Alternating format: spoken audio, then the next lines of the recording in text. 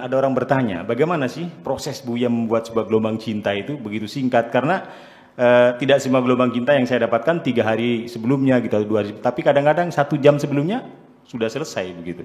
Bagaimana Buya? Ini banyak yang penasaran.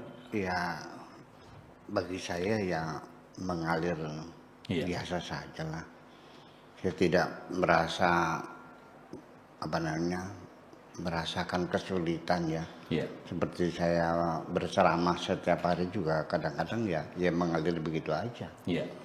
Ya, artinya mungkin saya bisa melihat sesuatu yang kecil, sepele, yang tidak banyak diperhatikan orang. Iya. Itu saja.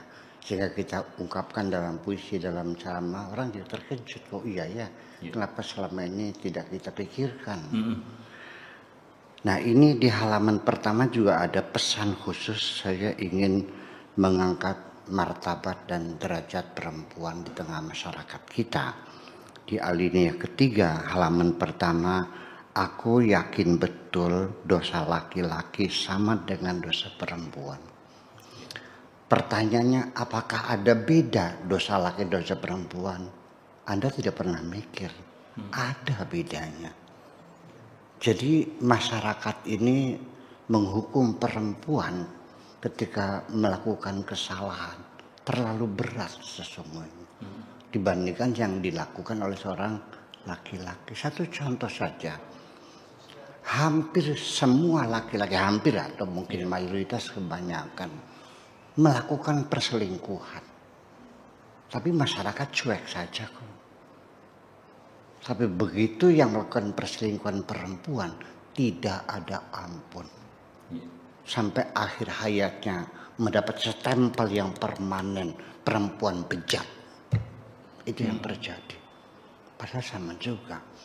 Bahkan setiap dosa-dosa yang kita lakukan ditimpakan seluruhnya di atas kepala perempuan. Ya, bahwa semuanya gara-gara perempuan. Mohon maaf. Sampai kepada teks-teks agama sendiri itu saya nggak tahu apakah itu hadis Nabi sahih atau tidak, tapi itu sudah masyhur sekali bahwa an-nisa min habail syaitan, perempuan itu adalah ranjau-ranjau setan. Jadi artinya apabila kita melakukan dosa itu melalui perempuan, karena perempuan itu ranjau-ranjau setan.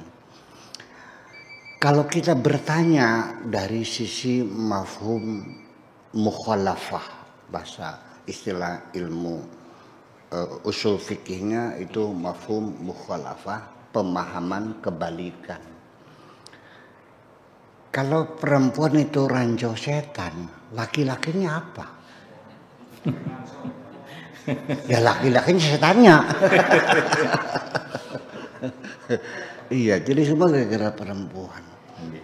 Jadi artinya sampai masalah moral itu yang disoroti adalah perempuan. Yang dipaksa harus dibuntal itu perempuan. Yang dipaksa harus menutup wajahnya itu perempuan. Kenapa tidak mata kamu yang dicolok sekalian? Iya. Jadi yang berdosa siapa? Nah ini masalah ya mungkin dari sisi misinterpretation ya. Karena dalam Al-Qurannya ada yang berbunyi begini. Qul lil mu'minina yaghuddu min absarihim. Diterjemahkannya katakan kepada orang beriman supaya memejamkan mata. Jadi artinya ketika kita berpapasan dengan perempuan itu kita harus memejamkan mata atau berpaling muka lah. Apakah begitu sopan santun kita dalam bermasyarakat? Ada wajah perempuan langsung kita palingan muka kita merem gitu. Saya kira itu mungkin ayat itu maksudnya bukan memejamkan mata ini, karena absar itu kullil mu'minina yaghuddu min absarihim itu bukan mata kepala, tapi pikiran kita. Jadi kalau ngeliat cewek, tolong otakmu jangan ngeres gitu aja pertanyaan. Ya kalau wajar-wajar nggak ada masalah. Kita berbisnis, kita bergaul, kita sama-sama mengajar di madrasah, kita sama-sama berdagang di pasar. Ya tidak bisa dihindari kita tetap melihat wajah perempuan. Jadi artinya dalam pergaulan kemasyarakatan sehari-hari yang ditindas perempuan. Jadi tidak boleh menampakkan wajahnya. Nah, dalam fikih Islam, laki-laki boleh melihat wajah perempuan apabila laki-laki itu sudah memastikan akan melamar dan sudah memberi down payment. Ya, terserah berapa persen lah. Nah, sebagai bukti dia akan melamar. Nah, itu baru secara fikih boleh lelaki itu melihat wajah perempuan. Sebatas wajah dan kedua telapak tangan. Jadi kenapa dalam hal moralitas selalu dibebankan tanggung jawabnya, yang memikul dosanya adalah perempuan? Maka saya katakan bahwa tidak benar sama sekali dosa perempuan tidak ada ampun, sedangkan dosa lelaki mudah dimaafkan. Kita mesti meninjau ulang konsep moralitas secara utuh, terutama tentang persepsi dosa itu sendiri. Terima kasih. Baik.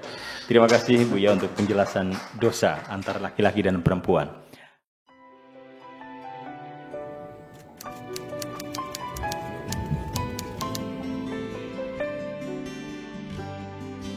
Aku hanya ingin berbagi kebahagiaan dan tidak menggurui siapapun. Terlalu sulit bagiku untuk menyalahkan siapapun. Akan tetapi apabila ada orang yang ingin mengisi raporku, tentu aku sangat gembira sekali. Dan kujamin aku tidak akan sakit hati sedikit.